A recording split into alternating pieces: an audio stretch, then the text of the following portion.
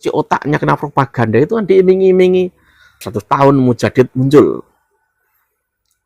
Tapi dipelintirnya kemana? Ke khilafah. Padahal kebangkitan Islam itu lewat seperti NU itu sesungguhnya.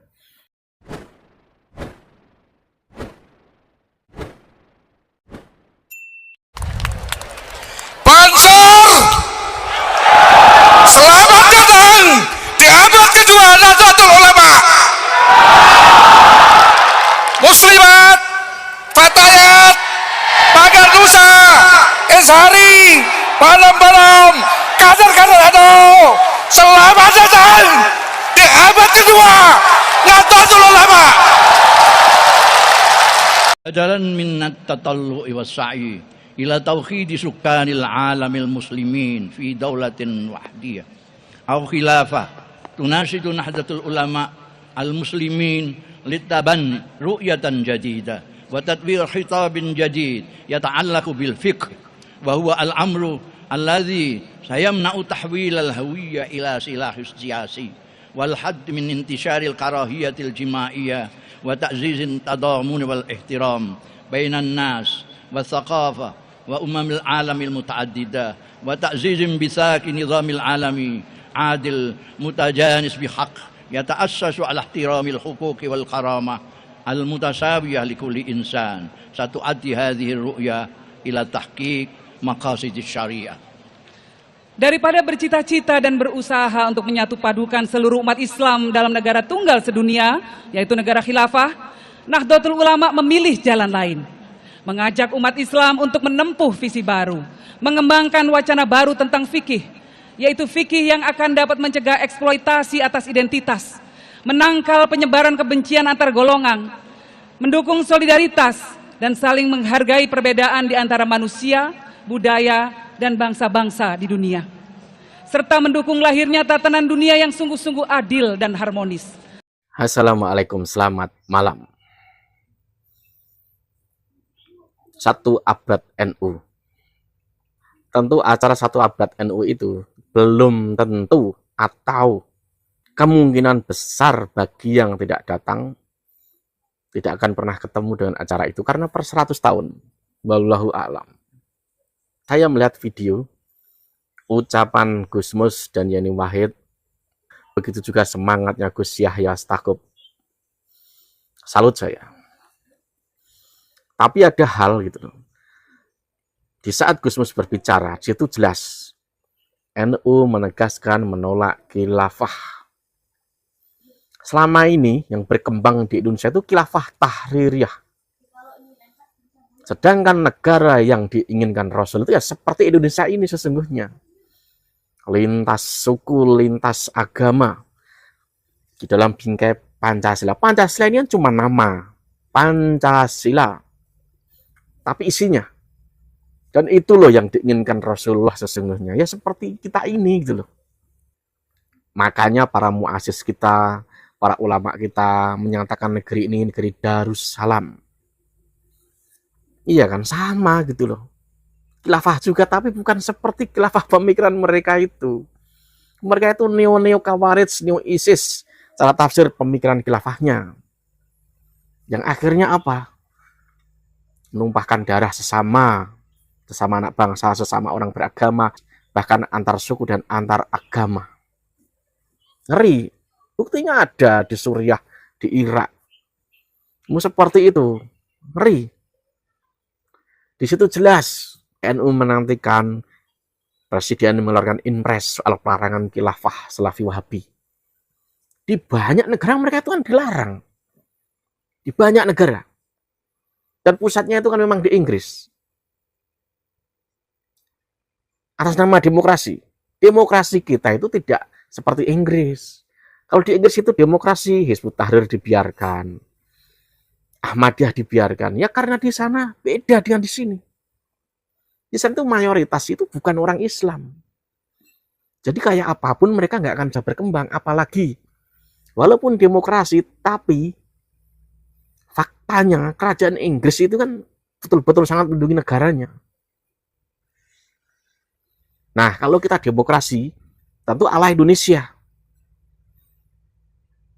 Di banyak negara di Timur Tengah, bahkan di Asia, di Eropa, gerakan-gerakan khilafah neo-Khawarij itu jelas dilarang. Jadi Indonesia kalau melarang ya hal biasa.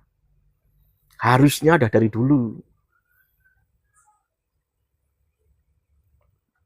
Selama masih ada duri-duri seperti itu, maka kita memberi peluang negara-negara yang mau ekspansi soal kekayaan alam, teknologi, akan mudah masuk ke Indonesia. Menjajah ini loh maksudnya. Bayangin saja, kalau kita membolehkan atau membiarkan lama-kelamaan kita cuek, kita biarkan tidak mengeluarkan larangan. Bayangin saja, misalkan di luar negeri ada provokasi membakar kitab sucinya orang Islam, 50 deh bersamaan, lalu ditebar di media. Orang Indonesia itu bisa kebakaran jenggot, bisa demo, dan lain sebagainya. Bahkan efeknya apa? Bisa bermusuhan dengan sesama orang Islam di sini dengan alasan diam saja, dengan alasan tidak sensitif, dengan alasan dan lain sebagainya. Padahal di sana itu hanya provokasi apa? Provokasi intrik. Trik itu yang berbahaya. Di sana kan juga ada orang Muslim di negara sana. Politik juga bisa. Masa kita mau menanggung politik negara lain? Dengan kita melarang impres itu bagus. Atau memang disengaja dibiarkan, biar apa? Untuk menutupi opini gitu. Ini udah membuat capek banyak orang. Terutama orang NU. Nunggu perang dulu. Wah, ini yang dihadapi ini soal propaganda, soal dogma. Itu Suriah. Itu siapa yang merevokasi? Orang ISIS itu pemahamannya banyak yang disebut tahrir loh. Ikhwanul Muslimin. Nah yang di Indonesia ini sama. Pemahamannya Hizbut Tahrir, Ikhwanul Muslimin. Sama gitu loh.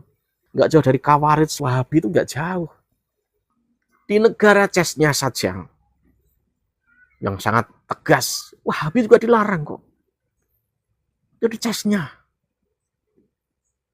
Jadi kalau pemerintah ragu, wah, itu namanya nunggu bom waktu. Karena apa? Orang jika bertindak sudah pakai propaganda dogma, itu beda dengan politik atas nama oposisi gitu, demokrasi. Karena orang-orang ini dianggap oposisi. Ini bukan soal oposisi, ini soal dogma propaganda yang berbahaya. Justru kalau dibiarkan, tidak ada pelarangan, sesama anak bangsa akan mudah memaki, menghina. Kenyataannya kan begitu. Kenyataan bicara fakta.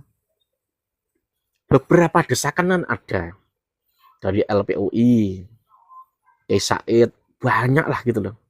Gus Yahya Stakuf juga punya cita-cita Islam ini rahmatan menjangkau dunia. Itu dengan ala Indonesia. Lah kalau soal ini saja di Indonesia belum beres, bagaimana bisa menjangkau keluar? Kebangkitan Islam itu lewat Indonesia. NU Indonesia punya cabang di 100 lebih negara. Dan NU mudah diterima di banyak negara. Negara yang berbau Islam, bahkan negara kafir. Itu peluang kebangkitan Islam lewat itu. Selama ini orang-orang yang tersuci otaknya kena propaganda itu kan diiming-imingi 1 tahun mujadid muncul. Tapi dipelintirnya kemana? Ke khilafah. Padahal kebangkitan Islam itu lewat seperti NU itu sesungguhnya. Tapi yang di dalam sini harus diselesaikan dulu. Harus diselesaikan dulu. Baru keluar. Dakwah keluar. Indonesia bayangin saja lewat NU itu. Buat acara di Korea, di Taiwan, di Hong Kong, banyak negara itu. Dan berdiri NU. Bahkan bansarnya juga ada. Muslimat NU-nya ada. Kan tinggal dorongan saja ini. Kalau yang ingin kebangkitan Islam, ya Anda harus masuk NU. Anda harus berfaham Ahlussunnah wal Jamaah. Karena apa? Itu bisa diterima di banyak negara. Bagaimana ceritanya punya cita-cita kebangkitan Islam tapi tolak di banyak negara. Lewat apa? Nggak punya visa, bisa masuk negara lain. Karena ada kemarin Ustadz itu, piknik saja nggak bisa. Apalagi dia ceramah. Ya kan? Lalu bagaimana dengan kebangkitan Islamnya? Bisa. Iya kan? Kalau mau menyentuh orang, itu kan harus bisa dekat. Dengan jauh gitu, nggak bisa. Kebangkitan Islam itu lewat NU itu. NU itu kan kebangkitan ulama. Nah, ulamanya dulu bangkit. Baru gerakan harokahnya itu. Tentu dengan pola apa? Ala NU yang dicita-citakan Gus Yahya itu bagus. Ujungnya kan cita-citanya Gus Dur sesungguhnya.